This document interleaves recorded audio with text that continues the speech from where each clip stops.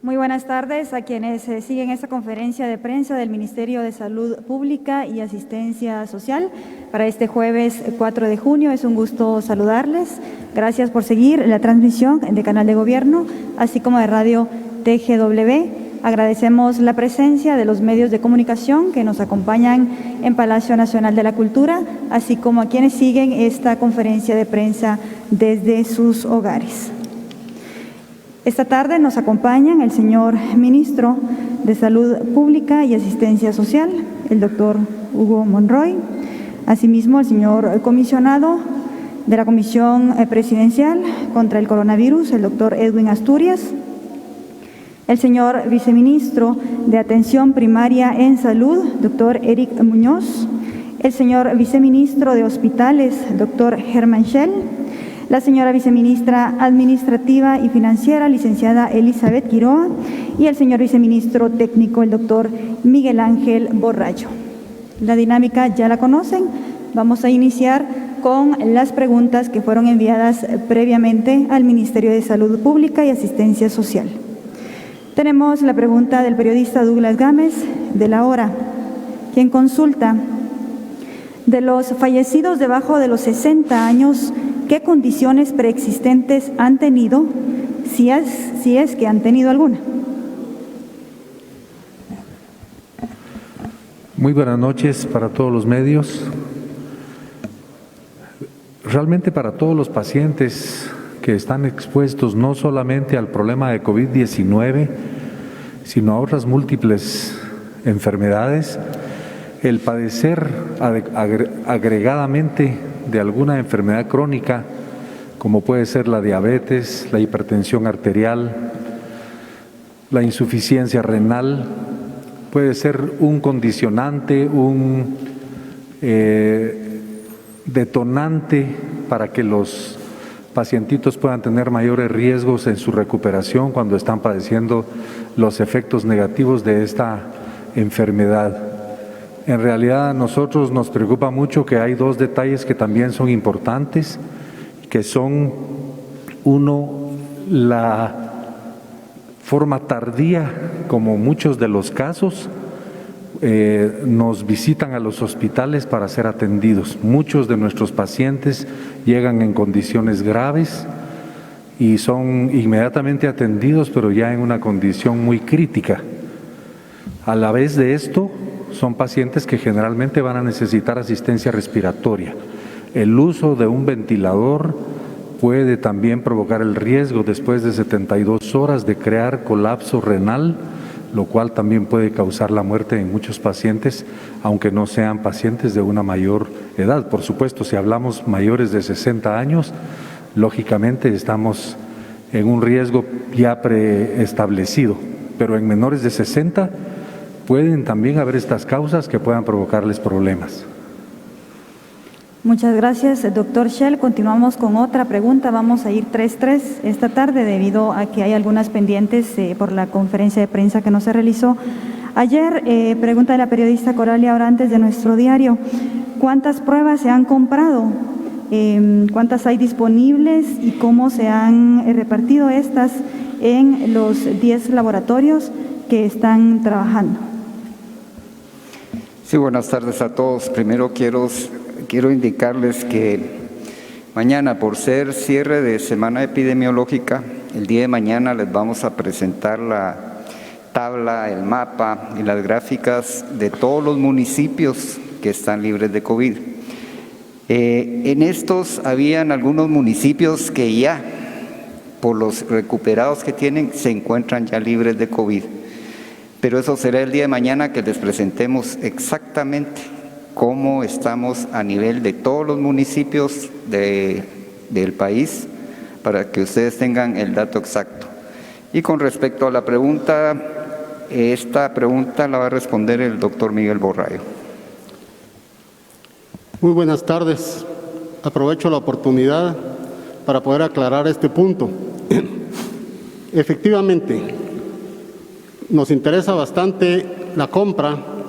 Cada hospital hace su compra particular, es decir, cada unidad tiene la oportunidad de comprar dependiendo de la prueba que cada quien puede procesar en su hospital. El laboratorio no necesariamente puede procesar todas las pruebas. El Hospital San Juan de Dios ha comprado 4.072 pruebas, el Hospital de Occidente 500, el Laboratorio Nacional 54.720, el Hospital Roosevelt 1.028, Zacapa, Cuilapa, Escuintla, San Marcos y Malacatán, todos han comprado 200 pruebas. En total de pruebas asciende a 61.320.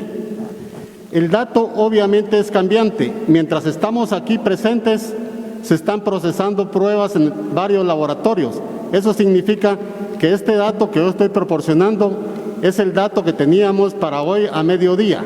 Probablemente para acá tenemos ya cambios en este total.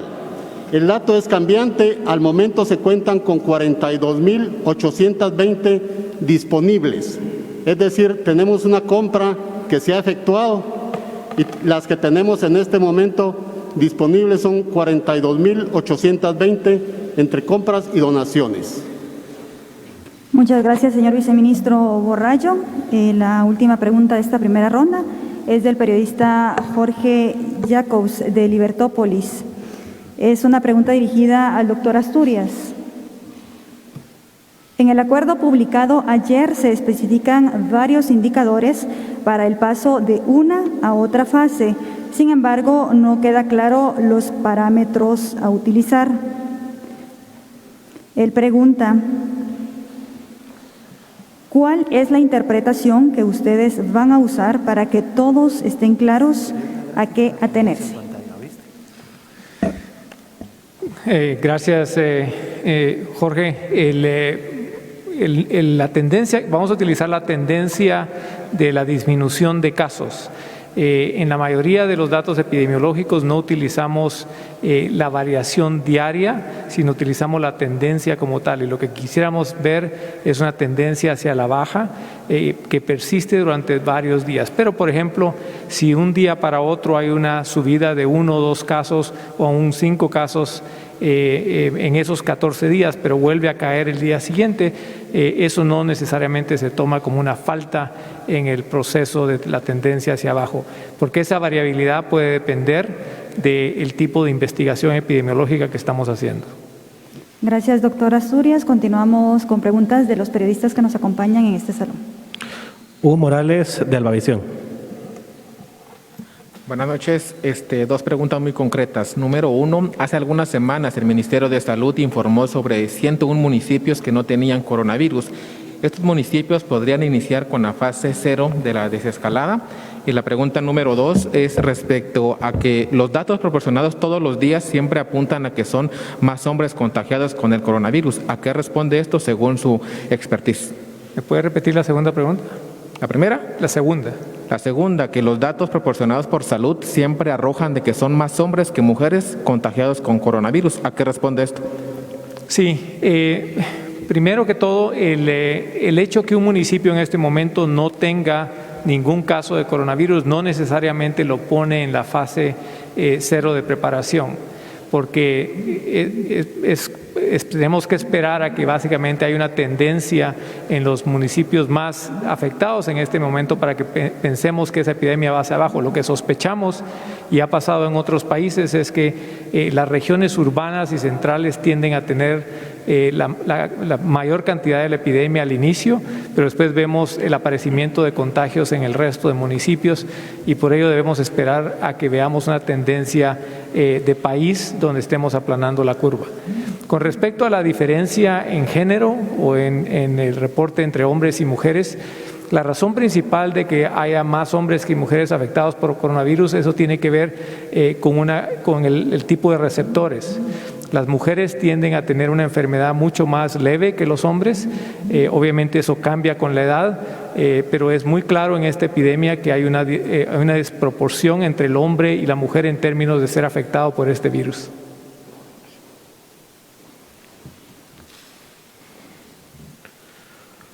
René Fuentes, de Nuevo Mundo.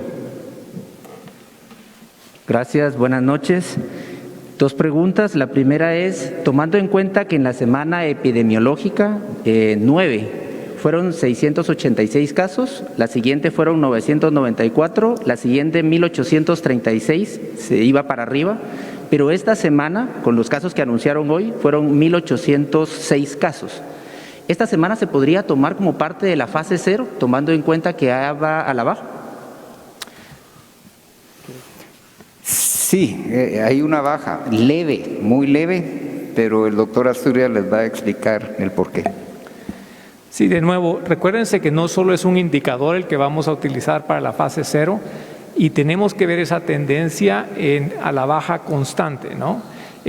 No solo eso, sino que tenemos que ver la proporción o el porcentaje de pruebas positivas. En este momento hay una variabilidad en el porcentaje de pruebas positivas que va desde un 15% a un 20%. Eso nos indica todavía una alta transmisibilidad. Significa que de cada 5 personas que le estamos haciendo una prueba, por lo menos una sale positiva. Tenemos que ver que todos los indicadores estén alineados para que básicamente podamos sentirnos cómodos que ese proceso va hacia la baja. Y quiero estar seguro de que todos sepamos que hay también un entrelace entre el acuerdo gubernativo con respecto a las fases y una primera parte que se llama el control de la epidemia.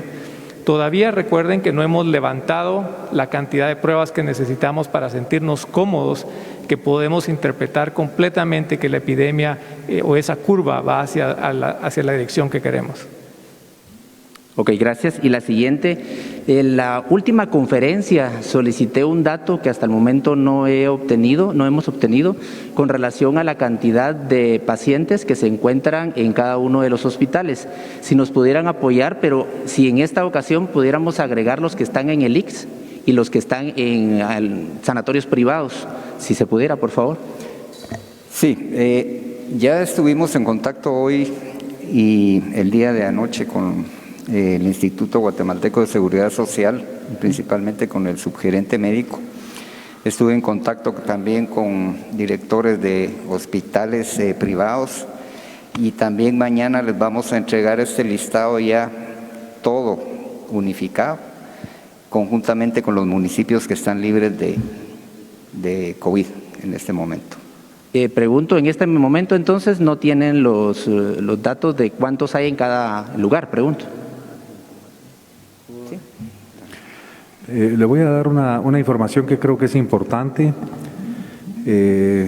Tenemos en el Hospital Temporal del Parque de la Industria 124 camas disponibles, 162 pacientes presentes, 76 leves.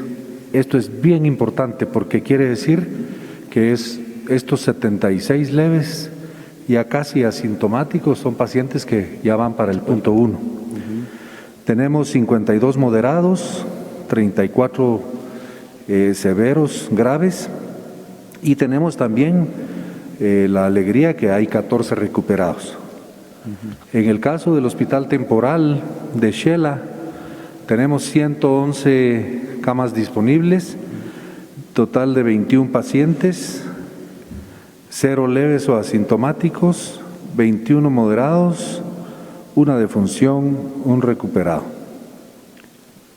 En el Hospital de Villanueva tenemos 35 camas disponibles, 34 total de pacientes, 39 pacientes, 22 leves asintomáticos, lo cual también nos marca que ya tenemos 22 más para el punto 1, que más nos da una cifra de 98 pacientes que seguramente entre el día de mañana estarán ya movilizándose al punto 1.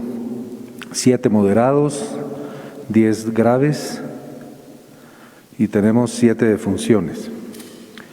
Del Hospital Roosevelt tenemos 0 camas disponibles, 120 pacientes en total, 70 moderados, 20 graves, 4 defunciones.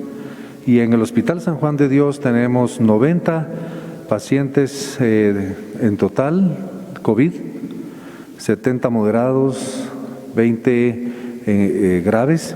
Y fíjense que aquí hay algo también que es muy importante.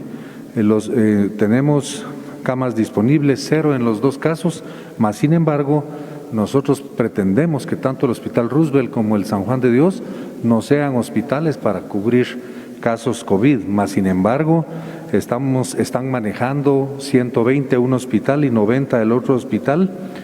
Eso nos está saturando a estos hospitales en ese sentido y por eso tenemos que hacer ya movilización de estos espacios. Un tema muy importante aquí también es que hoy hicimos una visita con el señor ministro al Centro Médico Militar para tratar de coordinar acciones con la posibilidad de que ellos nos den el apoyo de tal manera que tanto el San Juan de Dios como el Hospital Roosevelt puedan en un momento dado transportar pacientes de ellos que necesitan ventilación de pacientes no COVID al Centro Médico Militar. Este es un detalle que estamos concretando. Ellos van a recibir un apoyo nuestro mañana con 5 ventiladores y posiblemente vamos a dotarlos de más ventiladores ya que no tienen más que uno funcionando. El Hospital Pedro de Betancur tiene 14 camas disponibles, 34 pacientes en total, 29 leves y asintomáticos, que ya es otra cifra que nos habla de la posibilidad de hacer el transporte para el punto 1. Tenemos 2 moderados, tenemos 3 graves. En el punto 1 tenemos 130 camas disponibles que casi se van ajustando a esta cantidad de pacientes que vamos a incorporar mañana, primero Dios. Tenemos un total de pacientes de 63 que son leves asintomáticos como se han notificado y tenemos 12 recuperados en esa área. El Hospital San Vicente tiene 0 camas disponibles, 19 pacientes, 19 leves asintomáticos que también vamos a tratar de movilizar al punto 1. En fin, que tenemos un total de camas disponibles de 414, total de pacientes de 548, leves asintomáticos 209, moderados 222, severos 117, recuperados en estos días 28. Y después de todo esto que vemos y que hablamos de la pandemia y de las estadísticas que hablan que los hombres se están contagiando o enfermando más que las mujeres, esto nos da una prueba más de que la mujer no es el sexo débil en Guatemala. Sí, solamente entonces nos quedamos esperando el listado, porque de los 2.700 que salen ahorita, me imagino que el resto está en el ICS o en algunos otros lugares. Entonces nos vamos a quedar esperando el listado, le agradezco. Ese dato sería el pendiente, sí, gracias. Rubén Lascán, TV Azteca. Buenas tardes, ministro.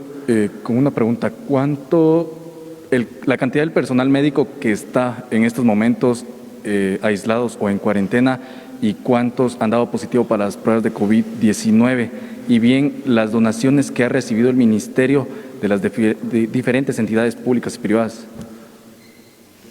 Disculpe, la segunda pregunta no la escuché bien. La segunda pregunta, ¿cuál es la cantidad de donaciones que ha recibido el Ministerio durante la emergencia del COVID-19? Le contestaré la segunda pregunta. Las donaciones que ha recibido el Ministerio están bien contabilizadas y todo este dato lo tiene Conred, lo tiene el Ministerio de Salud Pública también. Entonces, el día de mañana les voy a traer el dato exacto de todas las donaciones que se han recibido. Con respecto a la primera pregunta, el doctor Germán Schell les contestará. Fíjese que tenemos 42 pacientes médicos que se han contagiado. Teníamos una cantidad de 35, pero hemos tenido otros médicos que han presentado sintomatologías y que han tenido que entrar en proceso de cuarentena. La cantidad de médicos en cuarentena ha sido muy variable porque hay médicos que han tenido cuarentena desde algún tiempo y poco a poco han ido saliendo. Por ejemplo, hoy en el Hospital de Villanueva ya se lograron incorporar algunos de los médicos que estaban en cuarentena de hace un poco más de un par de semanas. Jessica Gramajo, Soy 502. Muy buenas noches nuevamente a todos. Los quiero molestar, tomando en cuenta que son varios factores los que se están tomando para analizar las fases que se están planteando. Quisiera ver si es posible que ustedes nos pusieran, es una petición en este momento, nos pudieran dar todos los días las cifras de estos indicadores tal como ustedes los están midiendo. Por ejemplo, hablaban de las camas, de cuántas pruebas positivas, ahorita pues ya dieron algunos datos relacionados a estos, pero quisiera ver si los pudieran incluir dentro del informe que se da todas las noches para poder también llevar desde otros ámbitos las estadísticas que ustedes están planteando. En este caso haría falta, por ejemplo, la cantidad de insumos que hay en cada hospital, porque ya dijeron camas, ya dieron pruebas realizadas, pero hace falta los insumos. Quisiera ver si es posible que nos puedan dar en este momento cuáles son los insumos. Doctor Schell, si es factible.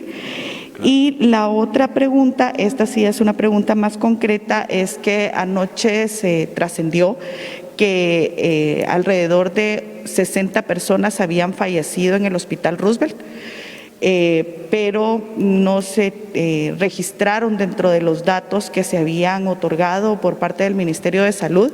Incluso tengo entendido que esta situación habría generado conflictos a lo interno del Ministerio. Entonces quisiera saber o que ustedes nos pudieran aclarar sobre esta información que se hizo saber respecto a estos fallecidos que no han sido reportados. Gracias. En relación a su primera pregunta, la cantidad de insumos es una cantidad que nosotros no contabilizamos con cifras muy específicas, licenciada Jessica. Lo que sucede, sabe que es que los insumos se van utilizando y se van consumiendo cada día.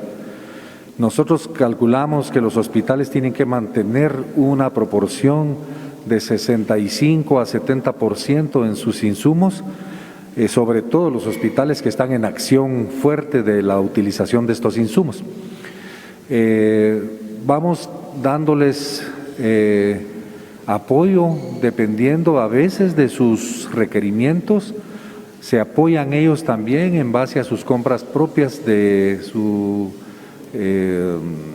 movimiento presupuestario, y también tenemos el aporte de amigos, como por ejemplo el Club Rotario obsequió ayer 3,000 insumos, tanto de equipos de protección personal como mascarillas, botones, gorras, al Hospital Roosevelt, al Hospital de Villanueva, al temporal del Parque de la Industria y al Hospital de Antigua Guatemala. Hoy recibimos una donación de parte de UNICEF de 11,000 mascarillas N95.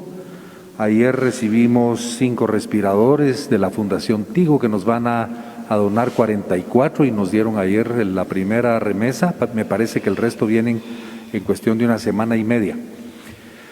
Nosotros lo que velamos básicamente es que los hospitales tengan lo necesario para funcionar.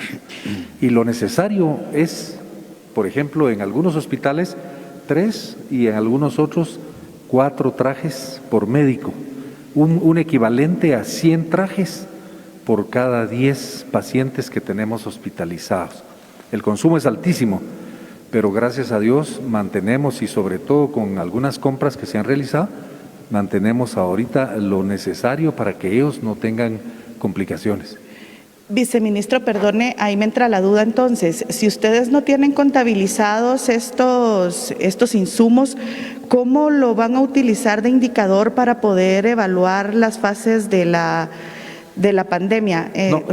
Sí los tenemos contabilizados, por supuesto. Pero usted al principio dijo que no los tenían contabilizados y que solo se basaban en cifras más o menos. Sí, Jessica, lo tenemos, sí en está cifras. Contabilizado. Exacto. El día de mañana podemos entregarle el listado exacto de cuánto tenemos.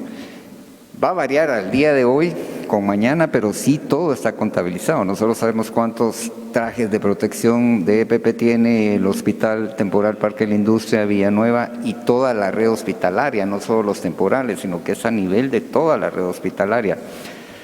Pero sí los tenemos. El día de mañana le voy a entregar yo ese listado y al igual con respecto a los indicadores, el doctor Edwin Asturias es el que le dará respuesta a eso. Gracias. Perdón, solo un comentario rápido, doctor. Nosotros, de hecho, yo creo que lo que sería interesante que vea usted mañana es la diferencia del movimiento en una cierta cantidad de días. O sea, nosotros tenemos una contabilización continua de los insumos. Tratamos de proteger que haya un 65 a 70%, a veces hay más, a veces baja un poco dependiendo de la intensidad del funcionamiento de cada hospital o de la demanda de pacientes, pero sí mantenemos el control. Ahora ya digamos, para darle cifras exactas le traemos esto y usted va a ver más o menos cómo se va dando todo ese movimiento del consumo y el incremento. Gracias. Gracias. Yo quisiera aclarar y quiero recalcar que estamos en la fase de aceleración de la epidemia. Producir muchos de los indicadores que tenemos ahorita los hemos trazado para comenzar a producir esos indicadores y ver su tendencia en las próximas semanas, ¿cierto? Pero no estamos de ninguna manera ni cerca de esa fase cero todavía de preparación.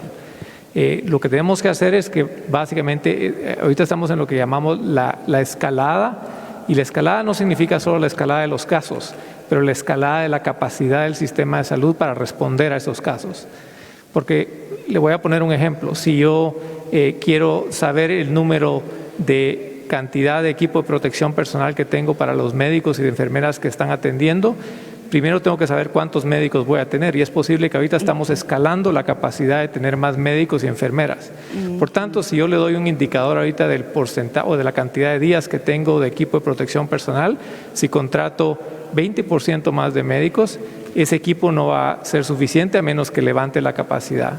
Entonces vamos ahorita hacia la escalada, lo que tenemos que hacer es continuar trabajando en que el sistema trabaje para aplanar esa ola. Y cuando estemos en el aplanamiento de la ola vamos a producir esos indicadores ya más consistentes para saber cómo bajamos. Solo, perdone, doctor Asturias, me llama la atención porque hoy el director del INGUAT decía que ellos ya tienen una fecha específica para comenzar con el turismo. Él hablaba del 16 de julio.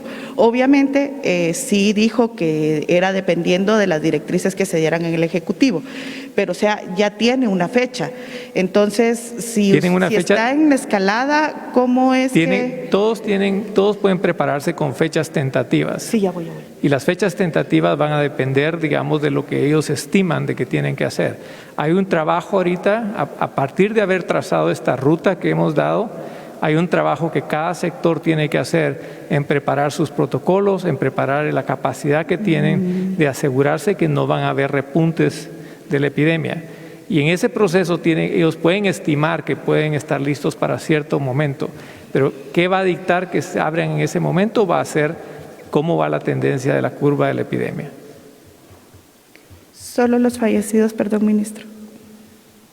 Los 60 fallecidos que... No, había comentado usted, Jessica, ¿verdad? De que había hasta ciertos problemas dentro del Ministerio de Salud.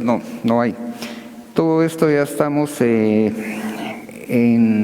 el ingeniero Santeliz ya se encargó de todo esto, ya los datos que tenemos ya son realistas, pero sí queremos unificar incluso los fallecidos del hospital del Instituto Guatemalteco de Seguridad Social.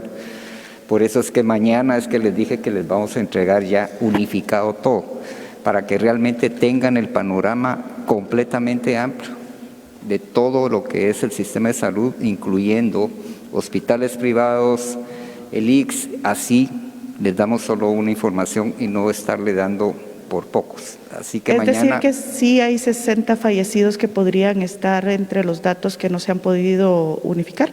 No hay. Gracias, Jessica. Gracias. Continuamos con la pregunta enviada por el periodista Siervera. A él le interesa específicamente los fallecidos menos de 30 años de edad, como los jóvenes de 25, 26 y 29 años que fueron reportados esta semana. Él quisiera saber si la causa de muerte de ellos se debe a alguna complicación que ya tenían previamente debido a su edad. ¿Podría repetir la pregunta? No la escuché bien. Sí, pregunta del periodista Ciervera. Él quiere saber específicamente sobre los fallecidos de menos de 30 años de edad, como los jóvenes de 25, 26 y 29 años de esta semana. Si tenían alguna complicación previa o si su causa de fallecimiento fue definitivamente el virus. Sí, regularmente llevan alguna comorbilidad. Por ejemplo, pueden haber problemas de diabetes, pueden haber problemas renales, como explicábamos también el día de ayer antier en la conferencia.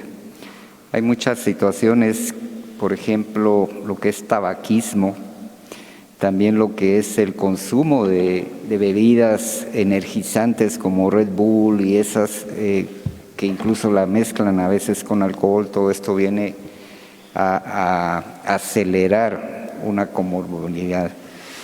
O sea que realmente la mayoría de jóvenes es por esa situación que han fallecido en lo que es el COVID-19. Y otra es la obesidad también. Gracias, señor ministro. Pregunta del periodista Darí Julián, del medio digital El Chilazo. Él desea saber en relación al transporte público, cómo va a funcionar, debido a que, según él, el transporte público se podría llenar hasta en un 50% de su capacidad, y cómo hará el ministerio para controlar esto. Esa pregunta está dentro de todo lo que son las fases de la desescalada, y les puede brindar mayor ampliación a la respuesta el doctor Edwin Asturias. Hay una evaluación muy clara sobre el transporte público. Estamos trabajando con cada una de las alcaldías, así como el Ministerio de Comunicaciones, en establecer los parámetros de cómo el transporte público puede o no comenzarse a abrir. Como hemos platicado en otras ocasiones, sabemos que la ausencia del transporte público ha causado el que las personas tengan que transportarse por vía privada en este momento, y eso produce concentración de personas en pequeños autobuses que básicamente, o pick-ups que transportan a personas que necesitan. Así que hay una evaluación muy clara y queremos hacer este proceso de una manera muy ordenada y graduada, de manera que entendamos cuáles son los mejores parámetros para usar los autobuses públicos en el momento que sea necesario. Por ahora, es claro que uno de los parámetros que se utilizará es que los buses, probablemente, cualquiera de esos que sean, van a tener que operar al 50% de su capacidad para mantener esa distancia social y poder disminuir la posibilidad del contagio en los autobuses. Gracias. Pregunta del periodista Isaías Morales, de Ojo con mi Pisto. Él pregunta que quién informa a los alcaldes sobre los casos de COVID en los municipios, ya que según él ha existido una prohibición para los alcaldes para dar información. Sí, con respecto a quienes dicen los datos oficiales es el Ministerio de Salud, y todo esto debe ser en coordinación con el director de área de salud de cada departamento. El problema que se nos ha dado es que incluso muchas veces han salido noticias de que sale alguien, no simplemente tiene que ser un alcalde, sino que cualquier persona dice falleció de COVID y ni siquiera ha tenido la prueba de COVID. Entonces es por eso que nosotros hemos decidido que sea el director de área de salud, conjuntamente con el alcalde y el gobernador del departamento, quienes den ellos los datos de COVID positivos. Gracias, señor ministro. Y ya por el tiempo y con las disculpas del caso, ya solo una pregunta de los periodistas que se encuentran presentes. Gracias. Pregunta Marcos Cauex, de Canal Antigua. Muy buenas noches. Son 3 preguntas, pero van a ser resumidas y concretas. En las últimas semanas, diferentes direcciones de salud realizaron compras significativas en lo que se refiere a bolsas de cadáveres. ¿Ustedes prevén un número alto de fallecidos por coronavirus? Y segunda, ¿cuál es la preparación y capacidad que tienen en los cementerios nacionales para cubrir esta emergencia? La tercera es, nos han reportado que el Ministerio de Cultura y Deportes ha dado positivo 2 personas de coronavirus en Guatemala. Quiero saber si me pueden confirmar sobre estos casos en el Ministerio de Cultura y Deportes. Bueno, con respecto a su primer pregunta, bolsas siempre se compran en lo que es la red de hospitalaria nacional.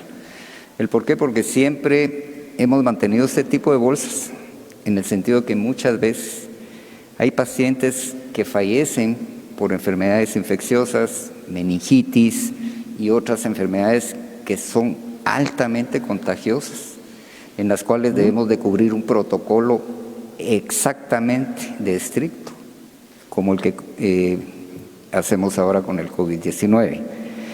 Con respecto a los cementerios, le puedo informar que el cementerio La Verbena es donde nosotros estamos enviando a lo que es de la capital los fallecidos, si en caso los familiares no pueden venir ese día, porque tenemos un protocolo para enterramiento. Entonces es el cementerio La Verbena, pero ustedes pueden ver de que no hay mucho fallecido, gracias a Dios, ¿verdad? O sea, tenemos espacio suficiente, estamos preparados para eso. Con respecto a esto, el doctor Eric Muñoz le va a contestar la pregunta respecto a lo de cultura y deportes que estaba preguntando. Muy buenas tardes. Necesito que me repita esa pregunta, por favor, que no escuché bien lo que usted necesita. Nos ha llegado el reporte de que se ha contabilizado 2 personas positivas de coronavirus en el Ministerio de Cultura y Deportes y se ha puesto en cuarentena a 40 personas. Quisiera que me confirmaran estas personas si son contagiadas o descartadas, si están contagiadas de coronavirus.